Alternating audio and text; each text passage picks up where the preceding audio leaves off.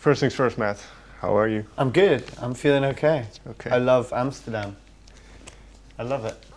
Okay, so good to be back. Great to be back. Okay. We're kind of big here now. It's fun. Always a good sign. Always a good thing. Always a good thing. The last time we spoke to you, you showed a lot of ambition and drive, which was 3 years ago. And then now, obviously, you have had a bit of success since then. So how do you look back at that first record and then the period straight after? How do I perceive it? Yeah. I mean, I suppose I was kind of right. Not like I was right, but I was right to believe in what I believed in. I put a lot into this new record, and it's a different record. Sure. Because I think it's more concise and it's more believable. I think it has more of a voice because it happened over a short period of time. The first album was kind of something that was an amalgamation of years and stuff that I'd written when I was young, like 18, 19. Robbers, like I wrote when I was 19. Okay. So yeah, I don't see it as like a juvenile record, but I see it as a naive record, and that naivety has been replaced with a kind of sense of knowing on this record, like knowing who I am. Is that naivety in terms of musical experience or No. personal? I think I'm talking when I say that. I think sentimentally and lyrically. Right. When will I resolve? Talking about all these negative things of my behaviour, but when will I change them? Will I this? Oh, can I be? Whereas the new record is, it's more about self-acceptance and cultivating that and being comfortable. Was there a turning point then? There was a turning point, but it was quite a big period of time. Like, we write music, that's what we do, for fun. If we have a night off or when we have spare time, that's what we do. So we've always done that. So we were writing a new record whilst we were on tour. But when we came off tour, we entered the period of making the new record. So the reality of that period of time presented itself, and it was a bit like, wow, we've got to do a lot. So there was a turning point from being like fearful about it to then just being really, stoic in our beliefs. This fearful period, if we could call it that, was it to do because the first album did very well, number one in the UK? Was it to do with pressure? Well, it was to do with that it was different. Like, the first album just happened. We made the first album behind closed doors. Nobody knew who we were. I'd never done it before. I didn't have all these things. They're not real until other people know them. You know, like if a tree falls, do you know what I mean? Yeah. Can you hear it? Yeah, exactly. So all these things, they wouldn't be a style until people heard it. And then as soon as people heard it, I had a vocal style. I had a thing, and then I realized that when you approach your second album, you're like, well, we've got an identity now. And that conflicts or appears to conflict the purity of making music and why we did it. But we got scared and we got this and can I have it? George fucking went crazy, couldn't deal with.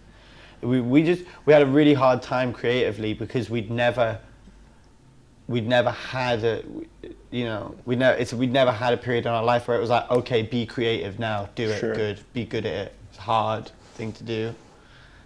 But then when we started getting like really, we were getting really like vitriolic. We were like, fuck it, come on, we're gonna do whatever.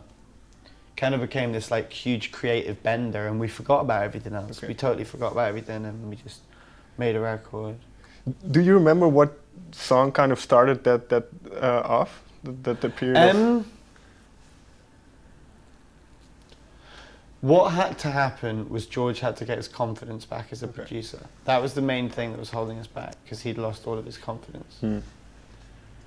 And then we got Love Me right in the demo, and he realized that he knew what he was doing again. And then it became titivation. That's quite a wordy word, but I mean it was a playful work. So it was fun. Right after that. Well, what was it like for the other three, aside from George, in that period where he kind of lost his confidence? It was hard because without George, without one of us, we're nothing. Sure.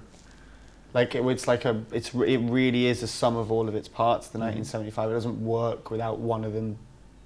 So, well, I mean, I suppose it can do in certain contexts, but when it comes to like writing music and making a record, it starts with George.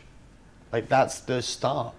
Starts with one of George's. It starts with me saying we should do a song like this, having a song we love, George making his version of it, then me grabbing it, and then we just work on it. And then, you know, and the other guys that need to be there to have their feel into the record. And so it was hard. And you say "Love Me" was then one of the early ones of the process? Yeah. Because "Love Me" came from live. Like we don't write songs live. Okay. We don't write songs together in a room playing, but we had to sound check every day for 2 years, so we would get bored of playing our own songs. Sure. And then that "Love Me" riff just was something we were jamming, and then it became one of the first songs for the new record. The first song we wrote for the new record was "This Must Be My Dream." Okay. And well, with this Must Be My Dream and "Love Me," then do they kind of function as catalysts for what comes after? I suppose they do. Well, I don't know, because we don't have a sound.